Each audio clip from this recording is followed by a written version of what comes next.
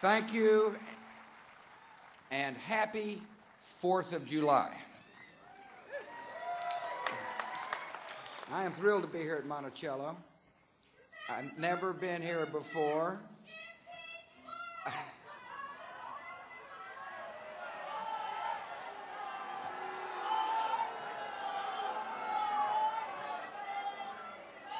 To my fellow citizens-to-be, we believe in free speech in the United States of America.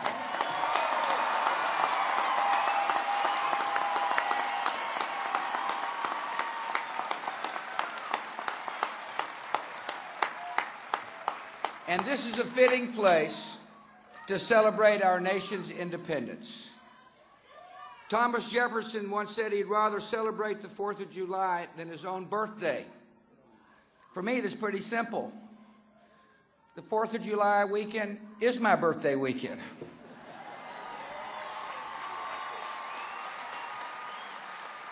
For some of you, today will be your first 4th of July as American citizens. In a few moments, you'll take part in the 46th Annual Monticello Independence Day Celebration and Naturalization Ceremony. When you raise your hands and take the oath, you will complete an incredible journey.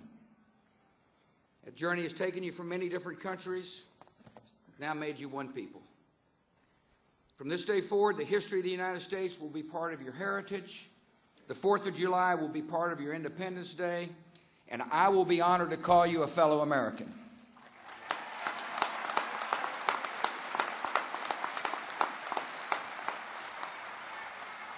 I appreciate Alice Handes, the chairman of the Thomas Jefferson Foundation, and Dan Jordan, president of the Thomas Jefferson Foundation. I'm honored that the governor of the great Commonwealth of Virginia would join us, and Ann Horton. Appreciate you being here. Lieutenant Governor Bill Bolling, the Lieutenant Governor of the state of Virginia. The Attorney General Bob McDonnell of the state of Virginia is with us, and all local officials. I appreciate Jim Jones of the U.S. District Court and other distinguished jurists who are with us today. Thank you for coming. Seems like I brought a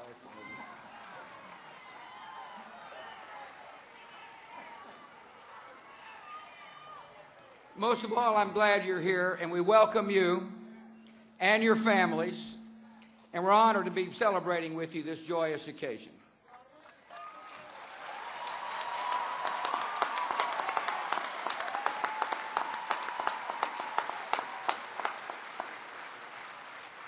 You know, long before anyone had ever heard of Crawford, Texas, Charlottesville, Virginia was the home to the first Western White House. The majesty of this home is a monument to the genius of Thomas Jefferson. Every year, thousands of visitors come here. And I think today it's fitting to thank the men and women of the Thomas Jefferson Foundation for preserving this historic treasure.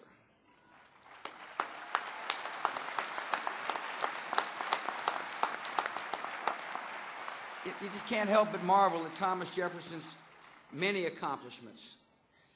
As a scholar, few were better read. He was known to have read 5 books at a time on a revolving bookstand. Later in life, he founded a public university that has become one of the nation's finest, the University of Virginia.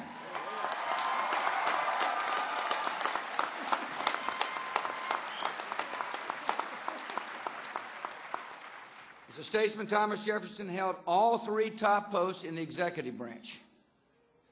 He served as the first Secretary of State, the second Vice President, and the third President. Not bad for a man who hated public speaking. It seems Jefferson got away with only delivering 2 public speeches during his presidency. I'm sure a lot of Americans wish that were the case today. In a life full of accomplishments, Thomas Jefferson was especially proud of the Declaration of Independence. Looking back 232 years later, it's easy to forget how revolutionary Jefferson's draft was. At the time, some dismissed it as empty rhetoric. They believed the British Empire would crush the 13 colonies in the field of battle. And they believed a nation dedicated to liberty could never survive the world ruled by kings. Today, we know history had other plans. After many years of war, the United States won its independence. The principles that Thomas Jefferson enshrined in the Declaration became the guiding principles of the new nation. And in every generation, Americans have rededicated themselves to the belief that all men are created equal, with the God-given right to life, liberty, and the pursuit of happiness.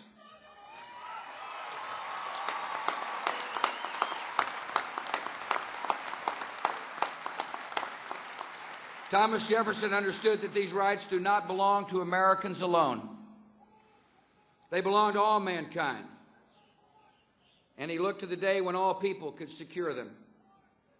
On the 50th anniversary of America's independence, Thomas Jefferson passed away. But before leaving this world, he explained that the principles of the Declaration of Independence were universal. In one of the final letters of his life, he wrote, quote, "May it be to the world what I believe it will be to some parts sooner, to others later, but finally to all. The signal of arousing men to burst the chains and to assume the blessings and security of self-government. We honor Jefferson's legacy by aiding the rise of liberty in lands that do not know the blessings of freedom. And on this 4th of July, we pay tribute to the brave men and women who wear the uniform of the United States of America."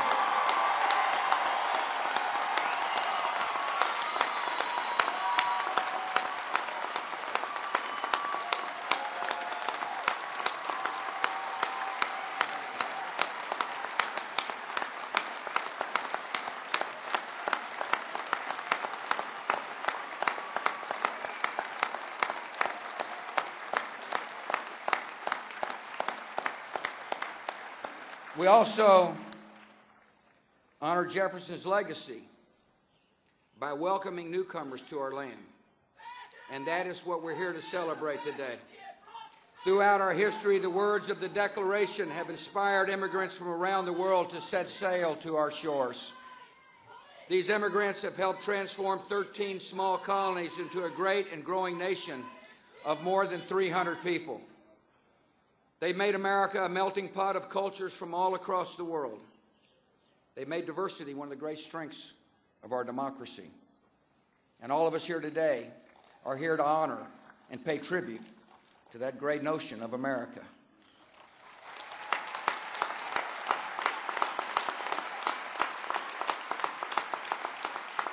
Those of you taking the oath of citizenship at this ceremony hail from 30 different nations.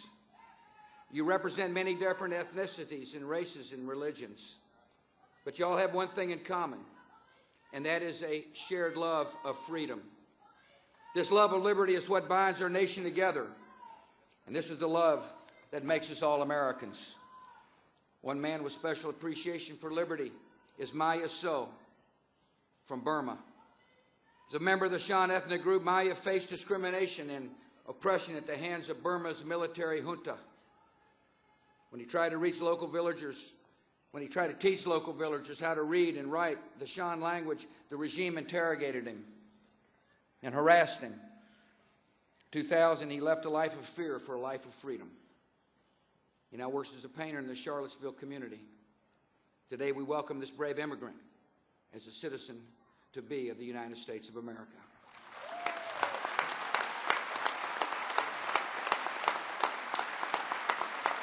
I'm sure there are other stories like Maya's among you, but we must remember that the desire for freedom burns inside every man and woman and child. More than 2 centuries ago, this desire of freedom has inspired the subjects of a mighty empire to declare themselves free and independent citizens of a new nation. Today, that same desire for freedom has inspired 72 immigrants from around the world to become citizens of the greatest nation on earth, the United States of America.